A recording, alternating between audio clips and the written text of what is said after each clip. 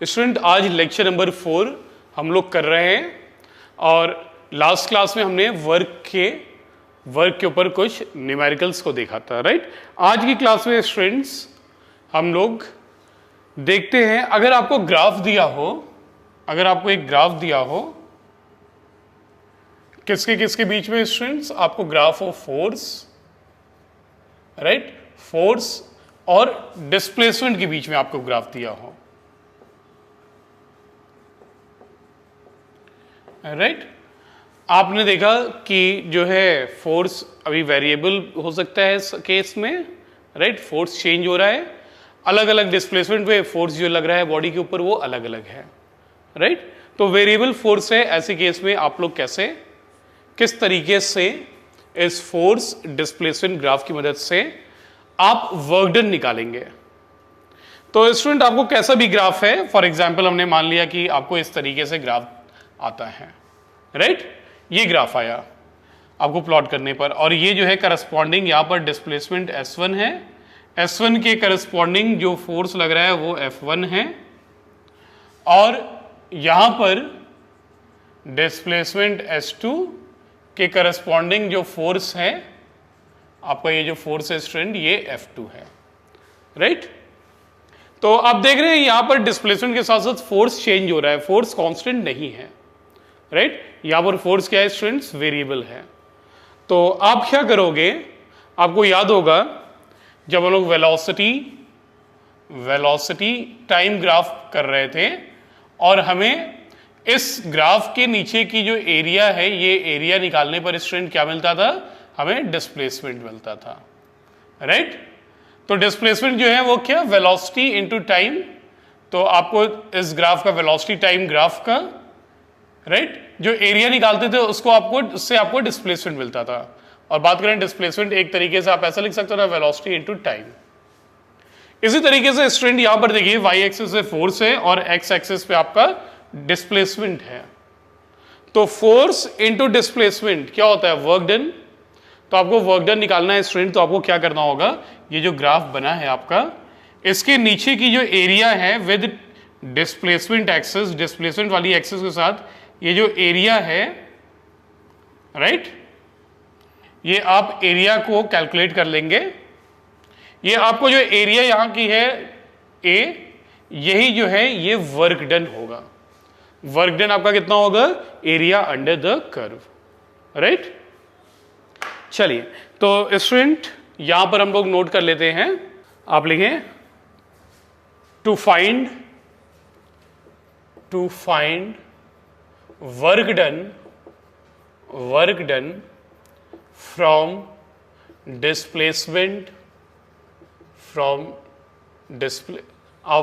Force displacement graph लिखिए student, from force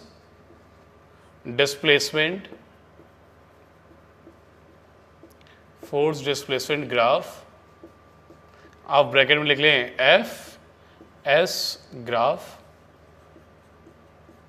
right, to find work done from force displacement graph, we should find the area under force displacement graph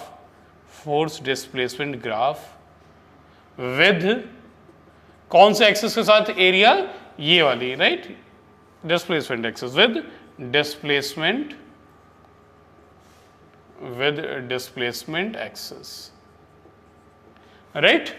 देखिए एक तो student ये भी है ना कि आप ग्राफ का एरिया आप निकालें किसके साथ, फोर्स वाले, ये वाला भी तो एरिया है फोर्स वाली एक्सिस के साथ, ये वाली एरिया ना निकालना है आपको डिस्प्लेसमेंट एक्सिस के साथ जो एरिया, ये ग्राफ जो है, ग्राफ जो आप कह सकते हैं एरिया बना रहा है, आपको वो वाली एरिया निकालनी है। क्लियर? तो आप इस बात को नोट कर लीजिए, राइट डाउन करिए स्टूडेंट, और इसको हम लोग इंटीग्रेशन के मेथड से समझते हैं किस तरीके से करते हैं, बट उस बात को आप छोड़ दीजिए, राइट। ये आपको आपकी बुक में भी नहीं मिलेगा, आप इतनी बात याद रखिए। चलते हैं स्टूडेंट्स, अब हम लोग देखते हैं स्टूडेंट्स एक question, right.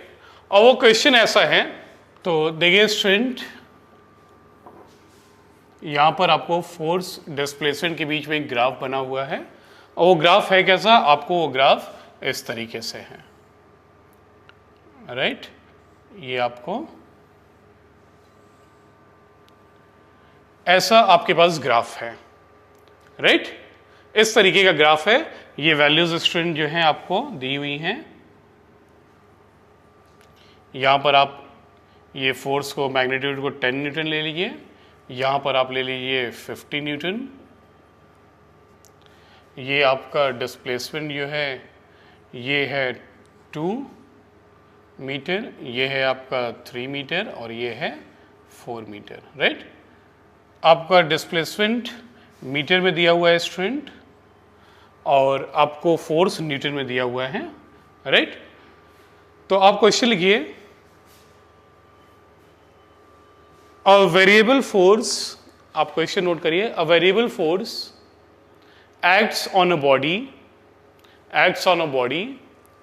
and its force displacement graph is given as shown in the graph. Find the total work done from the given graph.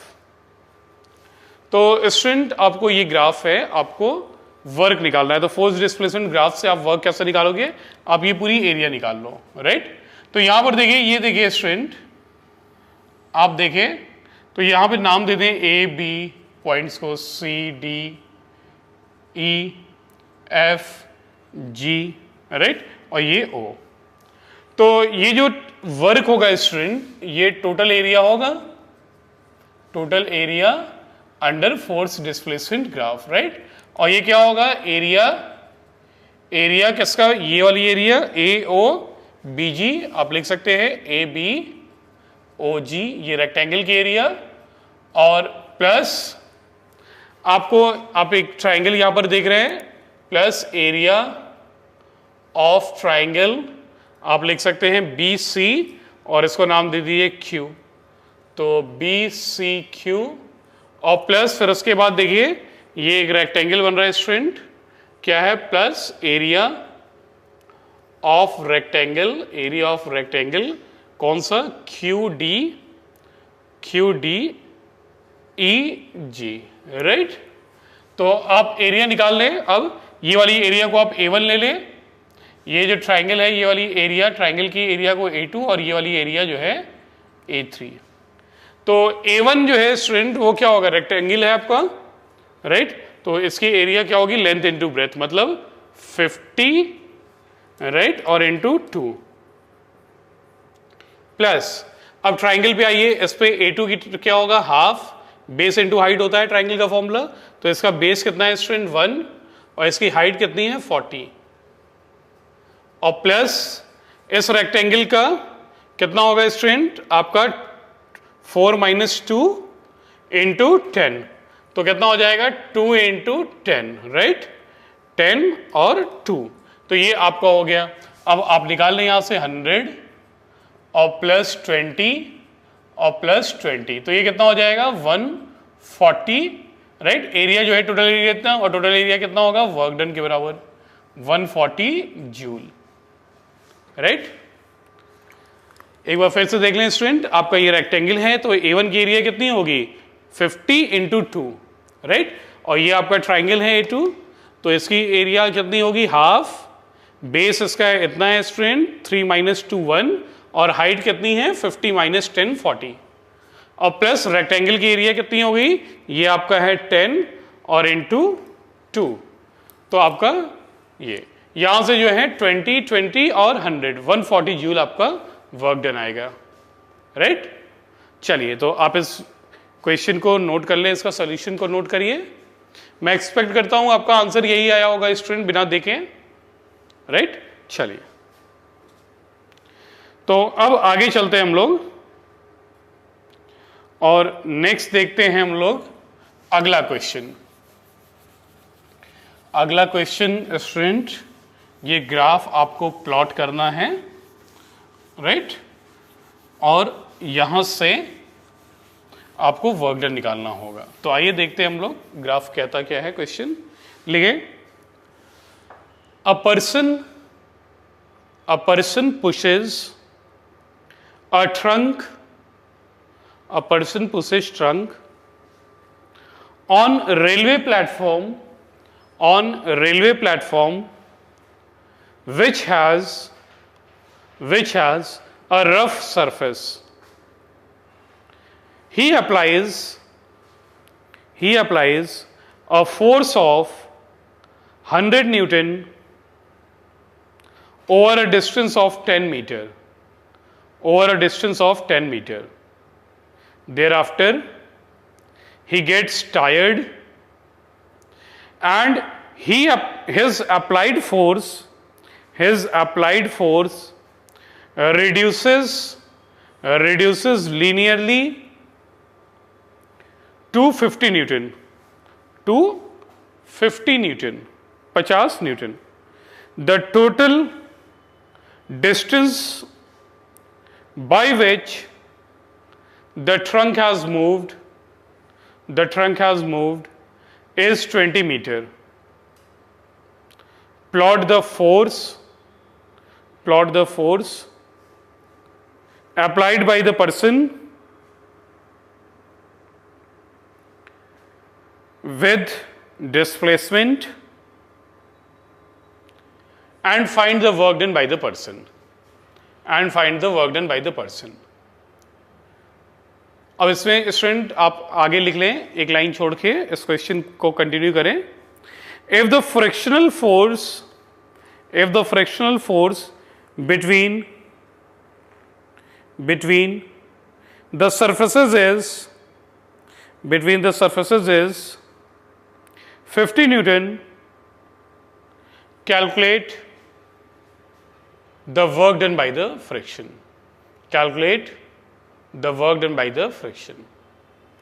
तो आइए स्टूडेंट्स, ये ग्राफ को हम लोग प्लॉट करते हैं।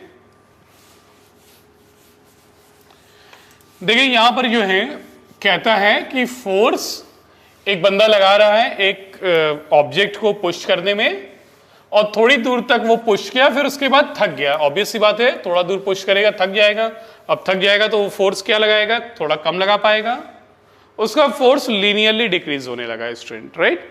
तो आइए इस क्वेश्चन को हम लोग बनाते हैं, करते हैं। देखिए सबसे पहले तो हम लोग फोर्स और डिस्प्लेसमेंट के बीच में ग्राफ को बना लें। ये डिस्प्लेसमेंट और ये फोर्स, राइट। फोर्स आपका न्यूटन में है स्टूडेंट और डिस्प्लेसमेंट आपका मीटर में है, राइट। देखिए 10 मीटर तक उस ऑब्जेक्ट को धकेला और उस समय कांस्टेंट फोर्स लगा 100 न्यूटन का। तो 10 मीटर तक धकेलने में स्टूडेंट, 10 मीटर तक धकेलने में जो कांस्टेंट फोर्स था वो क्या था, फोर्स कांस्टेंट था 100 न्यूटन का, राइट। अब जो है 10 मीटर तक जो है ऑब्जेक्ट को धकेलने के बाद वो थकने लगा, तो उसका फोर्स रिड्यूस हुआ, और रिड्यूस होके कितना हुआ स्टूडेंट, 50 न्यूटन का हुआ, 50 न्यूटन का हुआ। और टोटल डिस्प्लेसमेंट 20 मीटर, मतलब जब थकने लगा उसके आगे 10 मीटर तक और उसने धकेला, और फोर्स जो है स्टूडेंट, फोर्स कितना हो जा रहा है 20 मीटर पे। देखिए 20 मीटर पर जो फोर्स उसका रिड्यूस हो जा रहा है वो कितने पर, 50 न्यूटन पर हो जा रहा है, और यहां से 10 मीटर तक कांस्टेंट है। अब इसके बाद जो है ये यहां से यहां तक ये लीनियरली जो है डिक्रीज हुआ, बिल्कुल लाइन से आप इसको मिला दें, राइट। ये आपको ग्राफ मिला स्टूडेंट, ये ग्राफ है, देखिए ये आपका ग्राफ है,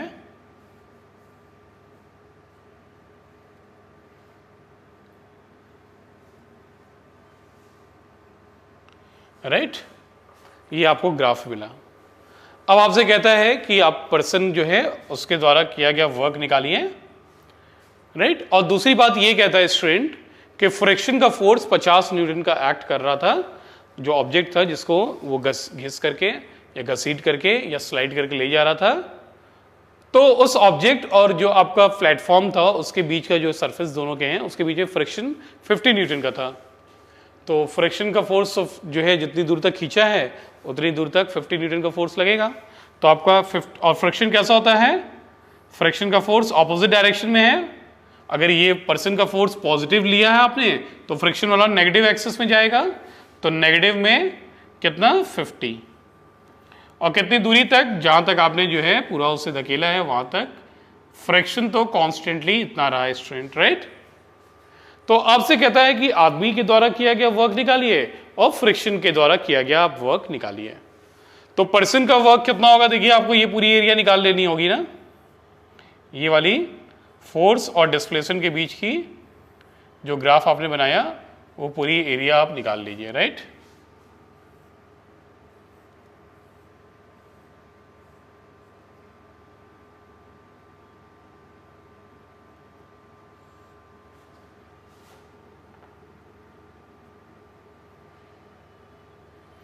क्लियर है स्टूडेंट्स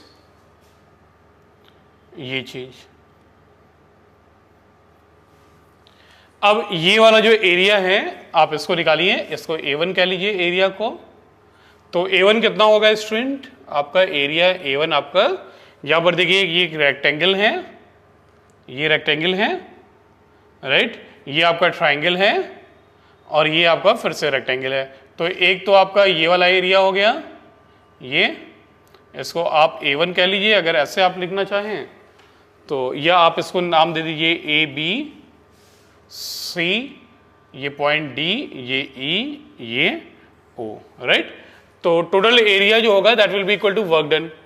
तो area A will be equal to work done by person, और ये एरिया कितनी होगी स्टूडेंट, एरिया ABOE आप ऐसे लिख लें, area of rectangle ABEO plus ये ट्राइंगल जो छोटा सा बन रहा है देखिए यहां पर आपका ट्राइंगल ABC की एरिया और प्लस स्टूडेंट आपकी एरिया, आप यहाँ पे एरिया लिख लें, और एरिया ऑफ रेक्टेंगल कौन सा AC लिखें, ACD और E, राइट, ये एरिया।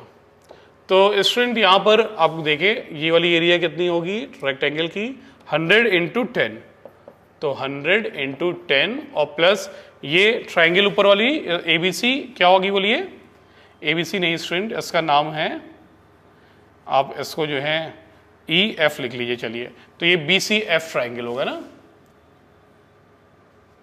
चले तो ये हो गया। अब इस ट्राइंगल की एरिया क्या होगी, बेस इसका कितना है देखिए इतना 20 माइनस 10, तो एरिया होगी हाफ बेस 20 माइनस 10 मतलब 10 बेस इंटू हाइट, इसकी हाइट कितनी है 50, और प्लस आपका ACDE ये वाला रेक्टेंगल, तो ये कितना होगा बोलिए 10 length into breadth 10 into 50, right. तो ये आपका हो गया 1000 और प्लस ये हो गया 250 और ये हो गया 500, तो ये कितना हो गया 1000 और प्लस 750, राइट। तो 1750 जूल ये जो है वर्क डन बाई पर्सन होगा स्टूडेंट, 1750 आप लिख लें, इस बात को नोट करिए, राइट। चलिए तो हमें वर्क डन निकला। अब स्टूडेंट हम लोग को वर्क डन निकालना है और वर्क डन बाई फ्रिक्शन। तो फ्रिक्शन का फोर्स देखिए जहां तक 20 मीटर तक आपने उसे खींचा वहां तक कांस्टेंट है 50 न्यूटन का, राइट। तो ये वाली एरिया जो है आपकी, आप ये वाली एरिया निकाल लें, आप ये वाली एरिया स्ट्रेन निकाल लें, तो ये एरिया जो है ये एरिया आपको वर्क डन बाई फ्रिक्शन दे देगा। तो ये पहला part work done by person, और सेकेंड पार्ट में वर्क डन बाई फ्रिक्शन। तो ये कितना हो जाएगा, work done is equal to ये वाली एरिया, तो इसकी कितनी है लेंथ 50 और माइनस साइन, और डिस्टेंस कितनी है इसकी, ये 20, तो ये स्टूडेंट आपका हो जाएगा -1000 जूल। तो वर्क डन बाई फ्रैक्शन जो है स्टूडेंट आप लिख सकते हैं वर्क डन बाई फ्रैक्शन, वो आपका कितना होगा, आप इसको W1 इसको W2 कर लीजिए फ्रैक्शन वाले को, तो work done by fraction -1000, right. तो फ्रैक्शन क्या होगा, अगर वैसे आप देखें तो डिस्प्लेसमेंट इधर लग रहा है, बॉडी डिस्प्लेस इधर हो रही है, फ्रैक्शन उल्टा लग रहा है, तो दोनों के बीच में 180 डिग्री है, तो नेगेटिव तो आना ही था, राइट। ये बात रही स्टूडेंट आपके इस क्वेश्चन की, आप नोट करिए जल्दी से, राइट। तो अब स्टूडेंट हम लोग आगे चलते हैं। आइए स्टूडेंट्स, अब हम लोग चलते हैं अपने नेक्स्ट क्वेश्चन की तरफ और देखते हैं अगला क्वेश्चन क्या कहता है। चले आप लिखें, अ cyclist comes to a skidding stop in 10 meter, comes to a skidding stop in 10 meter. During this process, the force on the cycle due to the road is 200 Newton. Force on the cycle due to the road is 200 newton. मतलब ये कौन सा force है student, जब आपने जो है break मारा है तब स्किड होगी आपकी साइकिल, स्किड होके आपका कितने 10 मीटर के बाद जाके रुकी, और इस दौरान जो फोर्स रोड लगा रहा है साइकिल के ऊपर, तो वो कौन सा फोर्स होगा, फ्रिक्शन का फोर्स होगा, राइट, फ्रिक्शन का फोर्स। और ये फोर्स कितना दिया है आपको क्वेश्चन में, 200 न्यूटन का फोर्स सही है, 200 न्यूटन। आगे चलते हैं students, and is directly oppose to the motion, means इस बात को क्लियर कर दिया, फ्रिक्शन का फोर्स है। Number 1, how much work does the road do on the cycle, how much work does the road do on the cycle, work done by the road on the cycle, right, work done by the road on the cycle, by road on cycle, work done by road on the cycle, ये आपको पता करना है। और number 2 student, how much work does the cycle on the road, work done by cycle on the road भी आपको निकालना है, राइट, ये दोनों बात पता करनी है। तो student work done by the road on the cycle, तो रोड ने कितना वर्क किया, तो work done by the road on the cycle, ये होगा force applied by the road on the cycle और इनटू डिस्प्लेसमेंट। तो स्टूडेंट ये फोर्स आपका कितना है, ये फ्रिक्शन वाला फोर्स है, और साथ में आप कॉस थीटा भी लगाएंगे ना, साथ में आप कॉस थीटा भी लगाएंगे, work done is equal to force into displacement into cos theta. तो फ्रिक्शन का फोर्स है 200, डिस्प्लेसमेंट है 10, और कॉस कितना होगा स्टूडेंट बताइए, फोर्स आगे डिस्प्लेसमेंट आगे और फोर्स पीछे है फ्रिक्शन, तो कॉस कितना बनेगा 180 डिग्री, तो ये कितना हो जाएगा 2000, और कॉस 180 -1 होता है, तो work done by the road on the cycle आपका कितना होगा -2000 जूल। आप लिख लें इस बात को, -2000 जूल। क्लियर है? चलें अब लिखिए नंबर 2, आप एक बार खुद से सोचिए, work done by the cycle on the road, right, work done by the cycle on the road. तो स्टूडेंट क्या साइकिल ने फोर्स तो लगाया रोड पर, मगर क्या डिस्प्लेस कर पाएगा रोड को, रोड डिस्प्लेस नहीं हो पाएगी ना, साइकिल डिस्प्लेस हो गया है, मगर रोड अपनी जगह से नहीं डिस्प्लेस होगी, रोड का इनर्शिया ज्यादा है, राइट। तो डिस्प्लेसमेंट ऑफ द रोड क्या होगा 0, तो वर्क डन क्या होगा स्टूडेंट 0 हो जाएगा इस केस में। Work done by the cycle on the road आपका 0 होगा, राइट। क्यों? क्योंकि डिस्प्लेसमेंट नहीं करा पाएगा साइकिल रोड को। क्लियर है, डिस्प्लेसमेंट नहीं करा पाएगा। तो इस बात को आप नोट करिए स्टूडेंट, वीडियो को पॉज कर लीजिए। आइए स्टूडेंट्स, अब हम लोग नेक्स्ट क्वेश्चन देखते हैं। आप लिखें a body of mass 55 kg, a body of mass 55 kg runs up a flight of 40 stairs। 40 सीढ़ियां हैं स्टूडेंट, सीढ़ी पर stairs, right? each measuring 0.15 meter। Calculate the work done by the boy। Calculate the work done by the boy। तो a boy of mass 55 kg runs up a flight of 40 stairs, each measuring 0.15 meter, right? तो एक बंदा है student, 40 सीढ़ियां हैं, ऐसे 40 सीढ़ी, right? ये कितने हैं स्टेप्स? 40 स्टेप्स हैं, राइट? एक स्टेप की ऊंचाई आपको दिया हुआ है 0.15 मीटर। तो ये स्टूडेंट ये एक का है, ये टोटल जो हाइट h होगी ये कितनी हो जाएगी? ये आपकी होगी 40 इंटू 0.15, राइट? तो कितना हो जाएगा बताइए ये स्टूडेंट? 1.5 इंटू 6, मतलब ये जो है आपका हो जाएगा 6 मीटर टोटल हाइट हो जाएगी, राइट? और इस बंदे की हाइट कितनी है स्टूडेंट?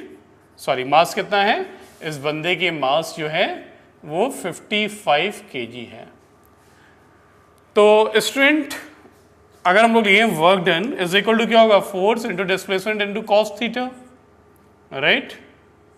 फोर्स ये ऊपर की तरफ लगा रहा है और कितना होगा फोर्स? इसका जो है मास इंटू जी, तो mg होगा इसका, आप कह सकते हो mg फोर्स होगा।